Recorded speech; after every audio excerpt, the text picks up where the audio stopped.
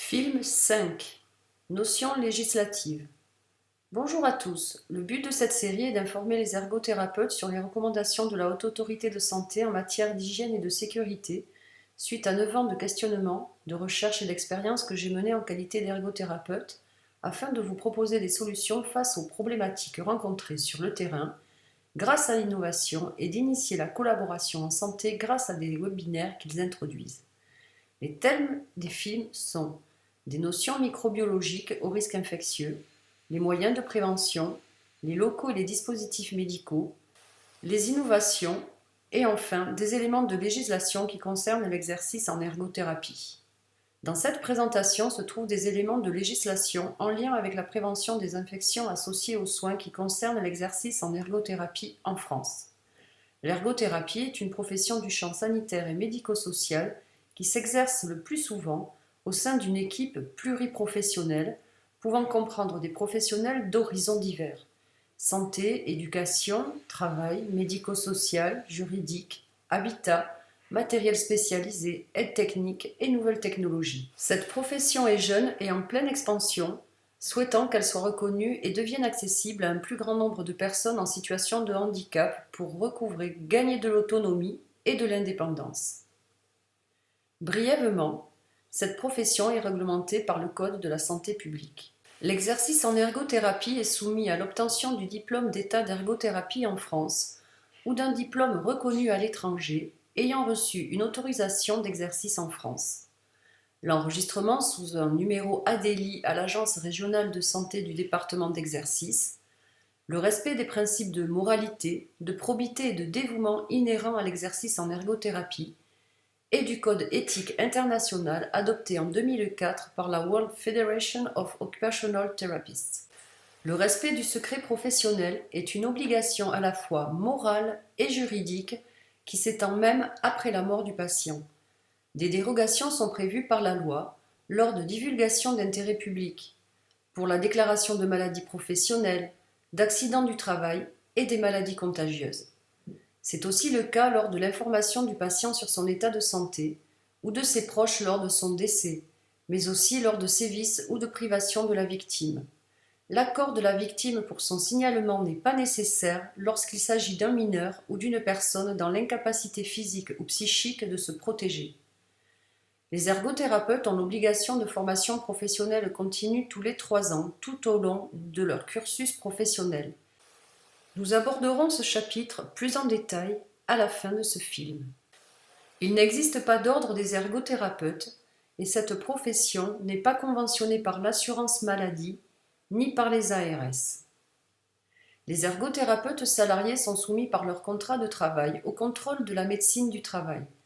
Leur carnet de vaccination et leur attestation de formation aux gestes et soins d'urgence niveau 2, AF GSU2, doivent être à jour. L'organisation des soins prévoit un codage des actes en ergothérapie qui permet un traitement informatique et leur facturation auprès des organismes de sécurité sociale. Les précautions standards et complémentaires n'entrent pas dans cette codification.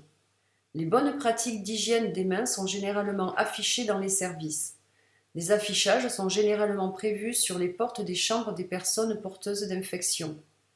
Les ergothérapeutes sont soumis aux contraintes des établissements: organisation, management, budget.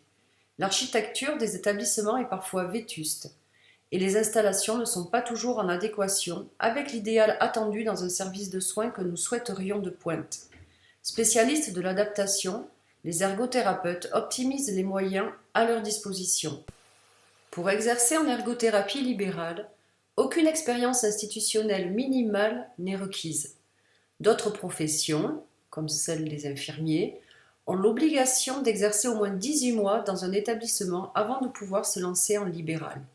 Selon le bulletin officiel Santé Protection Sociale Solidarité numéro 2010-7 du 15 août 2010, page 170, pour exercer en ergothérapie, une prescription médicale est requise lorsqu'il s'agit de mettre en œuvre un traitement, soit les bilans, la rééducation ou réadaptation à proprement parler, ainsi que l'application de matériel ou d'aide technique.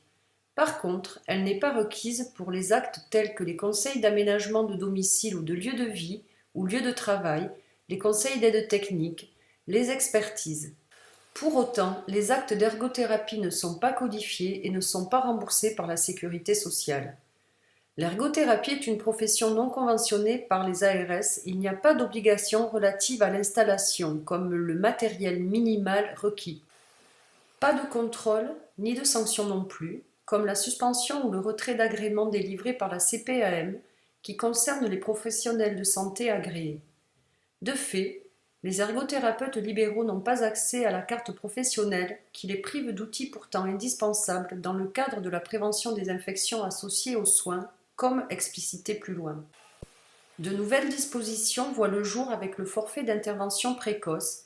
Des essais expérimentaux intéressent certains départements, avec signature de convention avec les maisons départementales des personnes handicapées. Le Ségur de la santé prévoit la fédération des soins primaires. La création d'une 5e branche de la couverture sociale se met en place. Les ergothérapeutes sont concernés par ces nouvelles dispositions. La profession d'ergothérapeute en libéral est soumise à la libre concurrence. Ainsi, les ergothérapeutes libéraux ne sont conventionnés ni par l'ARS ni par la sécurité sociale. Ils n'ont donc pas accès à la carte professionnelle, ce qui veut dire qu'ils n'ont pas non plus accès au dossier médical dématérialisé du patient. Ils ne sont donc pas informés de l'éventuel portage d'infections par leurs patients. Pourtant, il existe une politique pour la maîtrise des infections associées aux soins, initiée par le PROPIAS 2015. La refonte des régions en France a opéré une réorganisation des services administratifs. De nouvelles fonctions ont été données aux médecins coordonnateurs des parcours complexes de santé. Les communautés professionnelles territoriales de santé et les équipes de soins primaires se développent en France. Ces nouvelles configurations devraient permettre une meilleure circulation des informations et un meilleur suivi des patients. En effet, le portage d'infection implique l'application de recommandations complémentaires préconisées par la Haute Autorité de Santé afin d'éviter la transmission croisée des infections. Le manque d'informations actuelles vis-à-vis des signalements soulève une question déontologique et politique à débattre ensemble dans notre prochain webinaire. Par ailleurs, les règles du RGPD et de la CNIL prévoient des dispositions pour garantir la sécurité et la protection des données contenues dans le dossier des patients qui, en outre, concernent aussi le sujet de cet exposé, soit le portage d'infections et par la suite leur transmission croisée.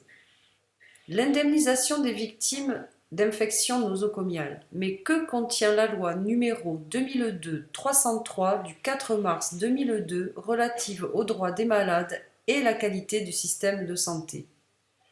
L'obligation de moyens, soigner en conscience et en science. L'obligation de sécurité de résultat. Cette loi exige que le patient établisse l'existence d'une faute commise par le professionnel de santé. Il doit prouver que les mesures prises étaient insuffisantes ou inadaptées au regard des actes médicaux pratiqués. Un recours des victimes peut être exercé auprès de la Commission régionale de conciliation et d'indemnisation des accidents médicaux, des affections iatrogènes et des infections nosocomiales, ou CRCI. L'établissement d'un certificat médical initial doit être rédigé pour la victime dans les 48 heures après son accident. Pour rappel, le télésoin est idéal pour prévenir des infections car il s'établit sans contact physique avec le patient.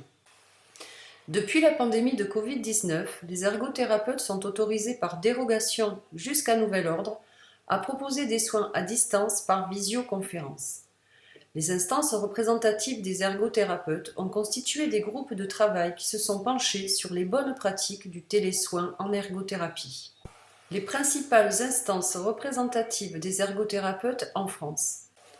Créée en 1961, l'Association nationale française des ergothérapeutes est l'association professionnelle des ergothérapeutes la plus représentative en France. Son nombre d'adhérents est d'environ 1900 sur 12 765 ergothérapeutes qui exerçaient en France en 2019. Le Syndicat national français des ergothérapeutes libéraux existe depuis 2002 et compte 250 adhérents environ sur 1400 ergothérapeutes libéraux.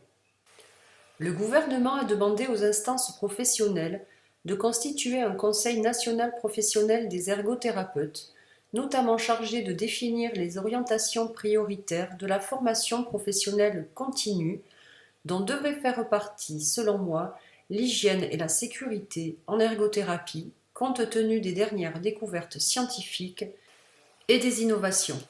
Les ergothérapeutes ont donc l'obligation de se former tout au long de leur cursus professionnel, comme évoqué précédemment, et les orientations nationales sont issues des travaux du Conseil national professionnel des ergothérapeutes, dont les membres sont des représentants d'associations professionnelles. Les comptes personnels de formation des salariés et des demandeurs d'emploi existent depuis 2015 pour faire valoir leurs droits en heures de formation. Une réforme de 2019 a permis de donner une valeur en euros à ces heures collectées pour le droit à la formation. Depuis le 11 décembre 2020, l'Agence nationale du développement professionnel continu a ouvert à tous les professionnels de santé, quel que soit leur mode d'exercice, un compte nommé Mon DPC qui permet une traçabilité de la formation continue pour l'ARS en ce qui concerne les ergothérapeutes. Ce compte devra obligatoirement être activé à partir du 1er février 2021. Pour autant, les ergothérapeutes n'ont pas droit aux aides financières pour la formation de l'Agence nationale du développement professionnel continu. Je vous remercie de votre attention. À bientôt d'échanger avec vous par visioconférence.